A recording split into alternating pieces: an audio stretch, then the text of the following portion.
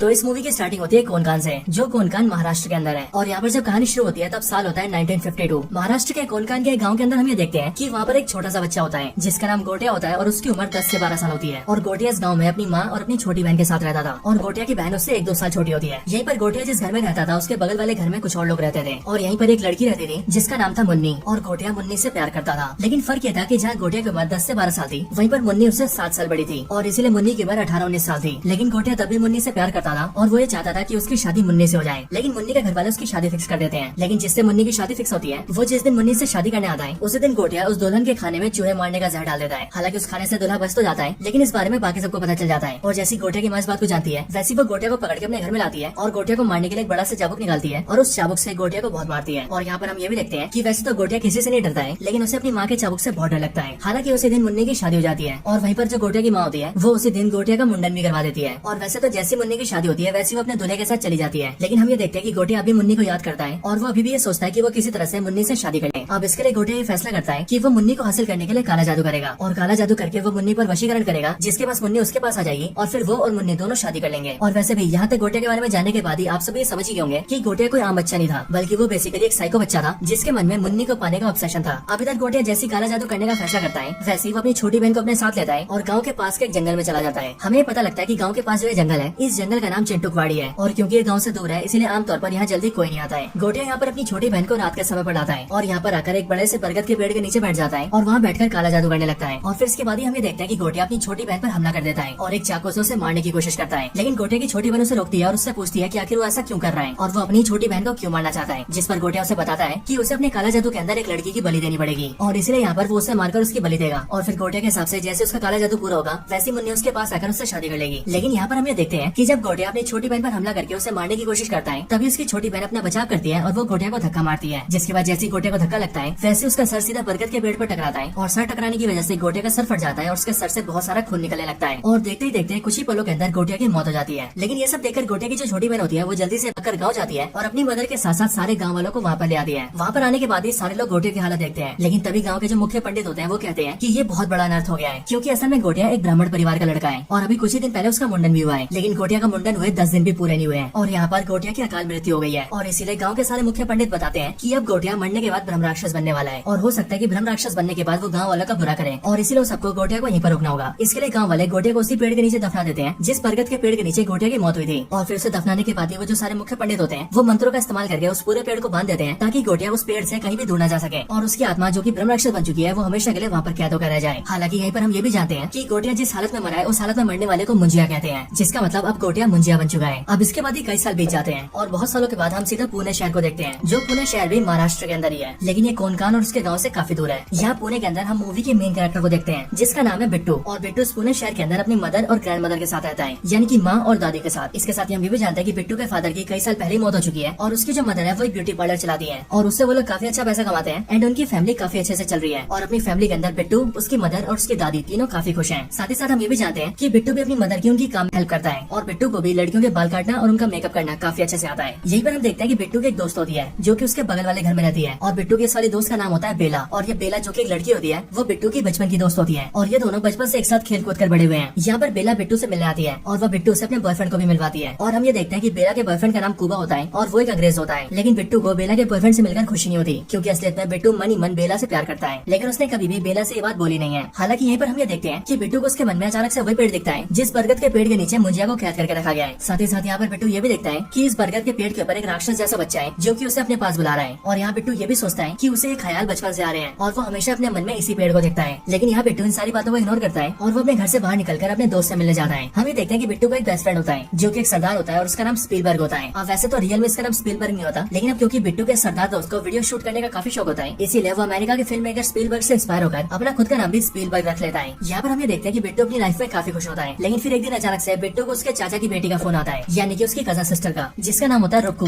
Phone पर रुक्कू बिट्टू से कहती है कि उसके घर वालों ने उसकी शादी फिक्स कर दी है और इसीलिए अब कुछ ही दिनों के अंदर उसकी सगाई होने वाली है। इसीलिए वह चाहती है कि बिट्टू अपनी फैमिली के साथ उसकी सगाई में आए। वो बताती है कि उसने बिट्टू की माँ को और दादी माँ को दोनों को इन्विटेशन दे दिया है और इसीलिए वो बिट्टू को भी पर्सनली बोल रही है। इसीलिए वो चाहती है कि उसकी सगाई में सब लोग आए। और फिर इसीलिए इसके बाद हम ये देखते हैं कि बिट्टू, उसकी मदर और उसकी ग्रैंड मदर तीनों ये फैसला करते हैं कि वो तीनों रुक्कू की सगाई में जाएंगे। हालांकि यहीं पर हम ये नोटिस करते हैं कि बिट्टू की मदर इस बात को सुनकर काफी ज्यादा नाराज हो जाती है और वो बिट्टू की ग्रैंड मदर से कहती है कि वो बिट्टू को लेकर रुक्कू की सगाई में नहीं जाना चाहती, क्योंकि वो जब भी बिट्टू को लेकर गाँव जाती है तब हमेशा बिट्टू की तबियत खराब हो जाती है। लेकिन इसके बावजूद भी हम ये देखते हैं कि वो तीनों गाँव जाने का प्लान करते हैं और वो तीनों गाँव जाने के लिए निकल जाते हैं। आगे हमें पता लगता है कि रुक्कू और उसके पेरेंट्स यानी कि बिट्टू के चाचा की फैमिली कोनकान के उसी गांव में रहते हैं जिस गांव में मुंजिया रहता था। और अब क्योंकि बिट्टू मुंजिया के गांव से जुड़ा हुआ था और उसे हमेशा ही मुंजिया के ख्याल भी आते थे, इसलिए यहाँ पर ये सब देख के हमें ये तो क्लियर हो जाता है कि हो ना हो बिट्टू का मुंजिया से कोई ना कोई कनेक्शन तो जरूर है। हालांकि इन सबके बाद बिट्टू और उसकी फैमिली सीधा गाँव पहुंचते हैं और कोनकान के गाँव में आकर वो लोग सीधा अपने चाचा के घर जाते हैं। बिट्टू जब चाचा के घर पहुंचता है तब वहाँ पर उसके चाचा की फैमिली उन सबको देखकर खाके खुश होती है। लेकिन हम यहाँ पर ये भी नोटिस करते हैं कि बिट्टू का जो चाचा है वो बिट्टू को और उसकी मदर को दोनों को नापसंद करता है। और वो इसीलिए क्योंकि बिट्टू के चाचा का ऐसा मानना है कि उसके बड़े भाई की मौत बिट्टू और उसकी मदर की वजह से हुई है। और इसीलिए हम ये देखते हैं कि यहाँ पर घर के अंदर बिट्टू के चाचा बिट्टू की मॉम को थोड़ा बुरा भला कहते हैं, जिस वजह से उन दोनों के बीच आर्गुमेंट हो जाती है। लेकिन इसी आर्गुमेंट की वजह से बिट्टू के चाचा को और ज्यादा गुस्सा आता है और वो गुस्से में आकर बिट्टू को उसके डैड की मौत के बारे में बताने लगता है। अब यहाँ पर हम ये भी जानते हैं कि बिट्टू को अब तक ये पता नहीं होता है कि उसके डैड की मौत कैसे हुई थी, क्योंकि उसकी मदर और दादी ने इस बारे में उसे कभी कुछ नहीं बताया था। लेकिन यहाँ पर बिट्टू का चाचा गुस्से में आकर बिट्टू को सब कुछ बताने लगता है और वो बिट्टू से कहता है कि यहाँ हमारे गाँव के पास ही एक जंगली एरिया है जिसका नाम है चिंटुकवाड़ी, और वो चिंटुकवाड़ी हमारी पुश्तैनी जगह है। लेकिन उसी चिंटुकवाड़ी के अंदर एक बरगद का पेड़ है जो की शापित है, क्योंकि बहुत साल पहले वहाँ पर एक लड़का मर गया था और अब गाँव वालों को ऐसा मानना है कि वो मुंजिया बन गया है, इसीलिए उसके डर से रात को वहाँ पर कोई भी नहीं जाता है। लेकिन आज से काफी साल पहले उसके बड़े भाई ने यानी कि बिट्टू के फादर ने उस चिंटुकवाड़ी को बेचने की कोशिश की थी। लेकिन अब क्योंकि उसके शापित होने के किस्से सबको पता है, इसलिए कोई भी चिंटुकवाड़ी को खरीदने को तैयार नहीं था, क्योंकि सबके मन में उस पेड़ का और मुंजिया का डर था। और इसी वजह से उसके बड़े भाई ने डिसाइड करा कि वो चिंटुकवाड़ी से उस पेड़ को ही काट देगा। लेकिन जैसे उसका बड़ा भाई उस पेड़ को काटने गया ताकि पेड़ के कटने के बाद ही वो ये साबित कर सके कि ना तो वो पेड़ शापित है और ना ही वहाँ पर कोई मुंजिया है। लेकिन जैसे उसका बड़ा भाई पेड़ को काटने गया वैसे अचानक से उसकी मौत हो गई और वो पास के समुद्र के अंदर डूब गया। और फिर इसके आगे बिट्टू का चाचा बिट्टू से कहता है, बिट्टू तुम जानते हो कि तुम्हारे पापा ने ये सब किसके लिए किया था? तुम्हारे पापा ने ये सब किया था तुम्हारी माँ के लिए, क्योंकि तुम्हारे पिता को तुम्हारी माँ का ब्यूटी पार्लर बड़ा करना था और उसे एक बढ़िया सा ब्यूटी पार्लर खोल के देना था। और इसी काम के लिए उन्हें पैसे चाहिए थे जिसके लिए वो चिंटुकवाड़ी बेचना चाहते थे। लेकिन उस समय उनकी मौत हो गई और इसीलिए उस दिन के बाद से मैं तुम्हारी माँ से बहुत नफरत करता हूँ, क्योंकि मेरा ये मानना है कि उन्हीं की वजह से मेरे बड़े भाई की मौत हुई है। और हाँ बिट्टू, क्योंकि तुम इस औरत के बेटे हो इसीलिए मुझे तुमसे भी नफरत है। अपने चाचा के मुँह से इन सारी बातों को सुनकर बिट्टू रोने लगता है और इसलिए रोते हुए वो सीधा घर के बाहर आता है और बाहर आकर सीधा स्कूटी उठाता है और वहाँ से डायरेक्टली चिंटुकवाड़ी चला जाता है। और चिंटुकवाड़ी पहुंचकर वो उसी बरगद के पेड़ के आगे आ जाता है जहाँ पर उसके फादर की मौत हुई थी। इधर बाकी के घर वाले भी बिट्टू को ढूंढने लगते हैं और बिट्टू के चाचा जानकारी के लिए सारे गाँव वालों को फोन करते हैं, जिसके बाद उसके चाचा को पता लगता है कि गाँव के एक आदमी ने बिट्टू को चिंटुकवाड़ी में जाते हुए देखा था। बिट्टू का चाचा ये बात जाने के बाद ही परिवार वालों को बिट्टू के बारे में बताता है और वो सबसे कहता है कि बिट्टू चिंटुकवाड़ी के अंदर है। बट ये सुनकर बिट्टू के दादी बिट्टू के चाचा से कहती है कि वो जल्दी से चिंटुकवाड़ी जाए और बिट्टू को बचा कर लाए। लेकिन बिट्टू का चाचा ऐसा करने से मना कर देता है और वो बिट्टू की दादी से यानी कि अपनी माँ से कहता है कि रात के टाइम पर चिंटुकवाड़ी में कोई नहीं जाता है और इसलिए वो भी वहाँ पर नहीं जाएगा। लेकिन ये सुनने के बाद ही बिट्टू की दादी ये फैसला करती है कि वो खुद ही चिंटुकवाड़ी में जाएगी और बिट्टू को बचा कर लाएगी, क्योंकि बिट्टू की दादी ये जानती थी कि चिंटुकवाड़ी में जाने से बिट्टू की जान को खतरा हो सकता है। हालांकि चिंटुकवाड़ी जाने से पहले हम ये देखते हैं कि बिट्टू की दादी अपना एक बक्सा खोलती है और बक्से के अंदर से एक चाबुक निकालती है। और फिर यहाँ पर हम ये नोटिस करते हैं कि ये बिल्कुल वही चाबुक होता है जिस चाबुक का इस्तेमाल करके मुंजिया की माँ उसे मारा करती थी। हालांकि फिर इसके बाद हम ये भी जान जाते हैं कि असल में बिट्टू की जो दादी है वो मुंजिया की छोटी बहन है, यानी कि वही छोटी बहन जिसे मुंजिया ने मारने की कोशिश करी थी, लेकिन उस रात वो खुद ही मारा गया था। और इसके साथ ही यहीं पर हम ये भी जानते हैं कि बिट्टू के ख्यालों में उसे हर बार मुंजिया और वो बरगद का पेड़ भी इसलिए दिखते हैं क्योंकि बिट्टू मुंजिया के वंशज का है और बिट्टू के अंदर भी मुंजिया के परिवार का ही खून है और इसलिए मुंजिया अपने परिवार के लोगों को देख सकता है। यहाँ पर बिट्टू की दादी यानी कि मुंजिया की बहन ये जानती थी कि मुंजिया को अगर किसी से डर लगता है तो वो डर लगता है सिर्फ उसकी माँ के चाबुक से और इसीलिए इसी चाबुक से उसे कंट्रोल किया जा सकता है। और इसीलिए यहाँ पर बिट्टू की दादी इस चाबुक को लेती है और चाबुक लेकर सीधा चिंटुकवाड़ी जाती है। चिंटुकवाड़ी पहुंचते ही जैसी वो बरगद के पेड़ के सामने आती है वैसी बिट्टू की दादी देखती है कि उस बरगद के पेड़ के ऊपर मुंजिया बैठा है, जो कि बिट्टू की दादी को देखते ही पहचान जाता है कि वो उसकी छोटी बहन है और इसलिए मुंजिया उस पर हंसता है और वो उससे कहता है कि उसकी छोटी बहन तो बहुत बड़ी हो गई है। लेकिन यहाँ पर बिट्टू की दादी मुंजिया से यानी कि अपने बड़े भाई से कहती है कि दादा प्लीज वो उसके पोते को छोड़ दे। अब यहाँ पर आप सब जानते होंगे कि मराठी के अंदर बड़े भाई को दादा कहते हैं, इसलिए यहाँ पर बिट्टू की दादी मुंजिया को दादा कहती है। अगले पल बिट्टू की दादी देखती है कि मुंजिया ने अपने बरगद की पेड़ की शाखाओं से बिट्टू को बांध रखा है और इसलिए बिट्टू की दादी जैसे बिट्टू को देखती है वैसे वो वहाँ जाती है और वो बिट्टू को छुड़ाने की कोशिश करती है, लेकिन मुंजिया ने टहनियों से बिट्टू को बांधा होता है और इसलिए बिट्टू की दादी उन पर चाबुक मारती है। और यहाँ पर हम ये देखते हैं कि चाबुक के मार से न सिर्फ मुंजिया डरता है बल्कि इस चाबुक की मार से मुंजिया को नुकसान भी होता है और इसीलिए मुंजिया जल्दी से बिट्टू को छोड़ देता है, जिसके बाद बिट्टू की दादी बिट्टू को लेकर वहाँ से जाने लगती है। लेकिन जैसे वो लोग जा रहे होते हैं वैसे मुंजिया बिट्टू के पास आता है और वो उसकी पीठ पर अपना हाथ चिपका देता है, पर यह देखकर बिट्टू की दादी फिर से मुंजिया को मारती है, जिसके बाद चाबुक के लगते हैं मुंजिया उसे छोड़ देता है और वो फिर से पेड़ पर चला जाता है। इसके बाद ही बिट्टू की दादी जल्दी से उसे लेकर चिंटुकवाड़ी से बाहर आती है और वहाँ से काफी दूर आने के बाद ही बिट्टू उनसे पूछता है कि दादी आखिर ये सब क्या है, वो कौन था और आप उसे कैसे जानती थी और आखिर आपको ये कैसे पता था कि उसे इसी चाबुक से डर लगता है। इन सब बातों को सुनने के बाद ही बिट्टू की दादी उसे सब कुछ बताती है और वो उसके सामने सारी सच्चाई को रख देती है, जिसके बाद बिट्टू ये जान जाता है कि वो मुंजिया असल में उसकी दादी का बड़ा भाई है और उसने अब तक क्या क्या किया है। मुंजिया के बारे में सब कुछ जानने के बाद ही बिट्टू भी काफी डर जाता है, लेकिन बिट्टू की दादी उससे कहती है कि उसे अब डरने की कोई जरूरत नहीं है क्योंकि मुंजिया उस पेड़ से दूर कहीं नहीं जा सकता है और इसीलिए बिट्टू को भी बस इस बात का ध्यान रखना देखना है कि वो फिर से कभी भी उस पेड़ के पास न जाए। लेकिन इसके अगले पल में हम ये देखते हैं कि मुंजिया बिट्टू के सामने खड़ा होता है और वो इस टाइम पर उसकी दादी के पीछे होता है। मुंजिया को देखकर बिट्टू हक्का बक्का हो जाता है, क्योंकि कुछ टाइम पहले उसकी दादी ने उससे बोला था कि मुंजिया उस पेड़ से दूर कहीं नहीं जा सकता है, लेकिन अब वो उनके पास आ चुका है। और इसीलिए वहाँ पर आते ही मुंजिया सीधे बिट्टू की दादी की गर्दन पकड़ता है और वो झटके से उनकी गर्दन तोड़ के उन्हें मार देता है। और फिर यहीं पर ही हम ये समझ जाते हैं कि असल में बिट्टू के जाने से पहले मुंजिया ने जब उसके पीठ पर हाथ चिपकाया था, तब उसके जरिए उसने बिट्टू की पीठ पर अपना निशान छोड़ दिया था और इसीलिए बिट्टू के माध्यम से उसने अपने आप को बरगद के पेड़ से आजाद कर लिया। एंड दैट्स व्हाई वो कहीं भी मूव कर सकता है। लेकिन ये सब देखने के बाद ही बिट्टू बेहोश हो जाता है और फिर इसीलिए कुछ टाइम बाद ही गाँव वाले उसे ढूंढते हुए आते हैं और वो बिट्टू को लेकर सीधा हॉस्पिटल जाते हैं। हॉस्पिटल आकर बिट्टू की आंखें खुलती हैं और तब बिट्टू ये पूछता है कि उसकी दादी कैसी है, जिस पर उसके घर वालों से बताते हैं कि वहाँ चिंटुकवाड़ी से थोड़ी सी दूरी पर उसकी दादी की लाश मिली है, जिसका मतलब उसकी दादी मर चुकी है। हालांकि पुलिस ने इन्वेस्टिगेशन की है और इसीलिए पुलिस का ऐसा मानना है कि शायद से उसकी दादी फिसल कर गिर गई होगी और इसीलिए उनकी मौत हो गई होगी। लेकिन असल में बिट्टू इस बात को जानता था कि उसकी दादी की मौत गिरने से नहीं हुई है, बल्कि उसकी दादी को मुंजिया ने मारा है। हालांकि बिट्टू इतना ज्यादा डरा होता है कि वो इस बारे में किसी को भी बता नहीं पाता है। लेकिन इसके बाद ही हम ये देखते हैं कि बिट्टू के जो चाचा होते हैं वो बिट्टू की मदर से झगड़ा करने लगते हैं और वो फिर से बिट्टू की मदर को ब्लेम करते हैं कि पहले उसकी वजह से उसका भाई मर गया और अब उस औरत की वजह से उसकी माँ भी मर गई। लेकिन ये सब सुनकर बिट्टू की मदर को गुस्सा आता है और इसीलिए वो बिट्टू को लेकर उस गाँव से निकल जाती है और बस पकड़ के सीधा पुणे आने लगती है। लेकिन बस में हम ये देखते हैं कि बिट्टू की पीछे वाली सीट पर मुंजिया होता है और बिट्टू भी जैसी मुंजिया को देखता है वैसे वो बहुत डर जाता है। हालांकि यहाँ पर मुंजिया बिट्टू को बताता है कि उसे सिर्फ और सिर्फ बिट्टू देख सकता है और कोई भी नहीं, और वो इसीलिए क्योंकि बिट्टू की रगों में उसका खून दौड़ रहा है। हालांकि मुंजिया को देखकर बिट्टू काफी ज्यादा डर जाता है, लेकिन अचानक से मुंजिया गायब हो जाता है और फिर आगे हम ये देखते हैं कि बिट्टू अपने घर आ चुका है। लेकिन घर आने के बाद जैसी रात होती है और बिट्टू सोने जाता है, वैसे मुंजिया उसके रूम में आ जाता है और वो बिट्टू से कहने लगता है कि मुन्नी को ढूंढो, मुन्नी को ढूंढो। लेकिन बिट्टू को उसकी बातें समझ नहीं आती और वो सिंपली उससे डरने लगता है। और अब क्योंकि बिट्टू मुंजिया के लिए उसकी बातें नहीं मान रहा था, इसलिए मुंजिया उसे पीटने लगता है। वो कभी बिट्टू को बिस्तर से गिरा देता है, कभी उसे उठाकर दीवार पे फेंक देता है और कभी तो उसके ऊपर अलमारी गिरा देता है। लेकिन इन सब के बाद ही बिट्टू ये समझ जाता है कि मुंजिया उससे किसी मुन्नी को ढूंढने के लिए कह रहा है। लेकिन बिट्टू ऐसा करने से मना कर देता है और वो सिंपली मुंजिया से कहता है कि उसने उसकी दादी को मार दिया है और इसीलिए वो उसकी कोई बात नहीं मानेगा। लेकिन बिट्टू जैसे ऐसा बोलता है वैसे मुंजिया जल्दी से बिट्टू की मदर के पास जाता है और बिट्टू की मदर इस टाइम पर घर के बाहर खड़ी होकर बातें कर रही होती है। लेकिन तभी जहाँ पर बिट्टू की मदर खड़ी होती है उसके पास एक स्ट्रीट लैंप होता है और मुंजिया उसी लैंप पर चढ़ जाता है और उसे तोड़कर बिट्टू की मदर के ऊपर गिरा देता है। लेकिन लकीली वो लैंप बगल में गिरता है और इसलिए बिट्टू की मदर को कुछ भी नहीं होता है। लेकिन ये देखकर अब बिट्टू बहुत ज्यादा डर जाता है और इसीलिए वो मुंजिया से कहता है कि वो जैसा बोलेगा वो वैसा ही करेगा। लेकिन मुंजिया उससे कहता है कि वो उसके पास रात को आया करेगा और इसीलिए उसे मुन्नी को रात को ढूंढना पड़ेगा। एंड इसके बाद हम ये देखते हैं कि बिट्टू को ना चाहते हुए भी रोज रात को अपनी नींद खराब करनी पड़ती है और घर के बाहर घूम घूमकर मुन्नी को ढूंढना पड़ता है। और इस पूरे टाइम के दौरान मुंजिया उसके कंधे पर बैठा रहता है और जहाँ भी बिट्टू थोड़ा सा रुकता है और आराम करता है, वहीं पर मुंजिया कभी उसे परेशान करने के लिए मारने लगता है और कभी कभी वो उसके सामने दूसरों को मारने लगता है। इसलिए बिट्टू को परेशान होकर भी मुंजिया की बातें माननी पड़ती है। बिट्टू सबसे परेशान हो जाता है और इसीलिए कुछ दिन बाद ही वो अपने सरदार दोस्त को सब कुछ बता देता है, यानी कि स्पीलबर्ग को।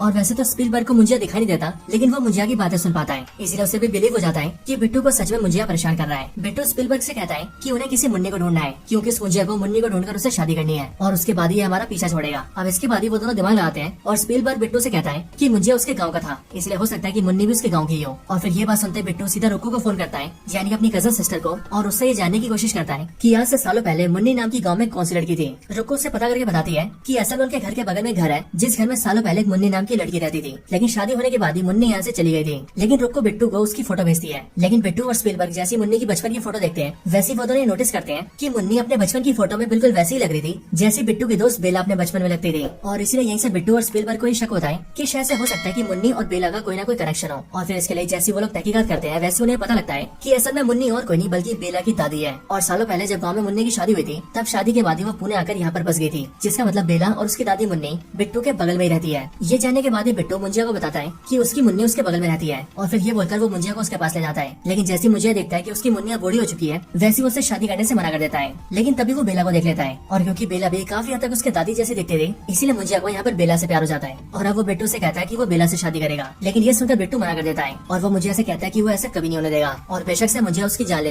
लेकिन वो इस काम में उसकी कोई हेल्प नहीं करेगा। पर ये सुनते ही मुंजिया बिट्टू से कहता है कि अगर उसने उसकी मदद नहीं करी तो वो बिट्टू के सामने उसके चाहने वालों को मार देगा। वो बिट्टू की मदर को मार देगा, उसके सरदार दोस्त को मार देगा, बेला को मार देगा और बाकियों को भी मार देगा। और इसलिए मुंजिया की बातें सुनकर बिट्टू डर जाता है और वो उस टाइम पर मुंजिया की बात मानने के लिए राजी हो जाता है। लेकिन अगले दिन जब सुबह होती है, तब दिन का टाइम आते ही मुंजिया गायब हो जाता है। और वैसे यहाँ पर हमें ये चीज भी पता लगती है कि मुंजिया सिर्फ रात को ही आता है और रात को ही रहता है, बाकी दिन होते वो गायब हो जाता है। और इसीलिए दिन के टाइम में वो कभी भी बिट्टू के पास नहीं आ सकता। यहाँ पर बिट्टू अब काफी ज्यादा परेशान हो जाता है और इसीलिए वो अपने सरदार दोस्त स्पीलबर्ग से हेल्प मांगता है। इसके बाद स्पीलबर्ग बिट्टू को लेकर सीधा भूत भगाने वाले एक आदमी के पास जाता है और भूत भगाने वाले ये आदमी और कोई नहीं बल्कि साउथ के फेमस एक्टर सत्यराज होते हैं, यानी कि अपने बाहुबली के कटप्पा। यहाँ पर आने के बाद बिट्टू और स्पीलबर्ग दोनों कटप्पा से मिलते हैं, जिनका इस मूवी के अंदर नाम होता है एल्विस प्रभाकर। और इसीलिए आसानी के लिए हम यहाँ पर सिर्फ इन्हें एल्विस बोलेंगे। एल्विस से मिलने के बाद ही वो उन्हें सब कुछ बताते हैं और फिर इसके बाद ही बिट्टू एल्विस को अपनी पीठ पर का निशान दिखाता है और बिट्टू की पीठ पर एक हाथ का निशान होता है और ये हाथ का निशान मुंजिया का होता है। यहाँ पर एल्विस जैसे इस हाथ के निशान को देखता है, वैसे वो समझ जाता है कि ये निशान मुंजिया मुंजिया का है और इसीलिए वो बिट्टू से कहता है कि तुम्हें जो परेशान कर रहा है वो मुंजिया है। उनके मुंह से इस बात को सुनते बिट्टू हैरान रह जाता है, क्योंकि बिट्टू अपने मन में ये सोचता है कि उसने अभी तक उन्हें खुद से मुंजिया के बारे में बताया नहीं था, लेकिन एल्विस ने मुंजिया के हाथ का निशान देखते ही मुंजिया के बारे में पता लगा लिया। इसके बाद एल्विस अपने रूम से एक बड़ा सा स्क्रोल लेकर आता है और उसके अंदर काफी सारे पुराने पेपर्स होते हैं जिनके अंदर पुरानी कथाएं लिखी होती हैं और उन पर कई सारी चित्रकला बनी होती है। वो सब दिखाकर एल्विस उन्हें बताता है कि पुरानी कथाओं के हिसाब से मुंजिया एक पावरफुल भूत होता है। असल में जब भी किसी ब्राह्मण बच्चे का मुंडन होता है और वो अपने मुंडन होने के 10 दिन के अंदर ही मर जाता है, तब वो एक ऐसा ताकतवर ब्रह्म राक्षस बनता है जो कि मुंजिया कहलाता है। और वैसे तो मंत्रों के इस्तेमाल से मुंजिया को कैद किया जा सकता है, लेकिन अगर उस मुंजिया को कोई ऐसा इंसान मिल जाए जो कि उसी के परिवार या वंशज का हो, तो मुंजिया उसके जरिए खुद को कैद से निकाल सकता है। और सिर्फ यही नहीं, उसके मन में जो इच्छा बाकी रह गई है वो अपनी उस वाली इच्छा को पूरा करने के लिए भी उस आदमी का इस्तेमाल कर सकता है। और इस टाइम पर तुम्हारा मुंजिया तुम्हारे साथ ऐसे कर रहा है। लेकिन ये सब सुनने के बाद ही बिट्टू एल्विस से पूछता है कि अब आखिरकार मुंजिया क्या करना चाहता है और एक्चुअली में हम लोग उसे रोक कैसे सकते हैं। इस पर एल्विस उसे बताता है कि ये मुंजिया बहुत ज्यादा शक्तिशाली होते हैं और इसीलिए जब तक ये अपने ब्रह्म राक्षस के रूप में है तब तक इन्हें मारा नहीं जा सकता है। लेकिन हाँ, तुम जिस मुंजिया की बात कर रहे हो उसे शादी करनी है और शादी करने के लिए उसे एक विधि को अपनाना पड़ेगा। इस विधि को करने के लिए वो तुमसे कहेगा कि वो जिस लड़की से शादी करना चाहता है तुम लोग उसे लेकर सीधा उसी पेड़ के पास पहुंच जाओ जिस पेड़ में उसे कैद किया गया था। और वहाँ पर आने के बाद ही वो तुमसे ये भी कहेगा कि तुम उसके लिए किसी बकरी को पकड़ कर लाओ और जब तुम बकरी को भी ले आओगे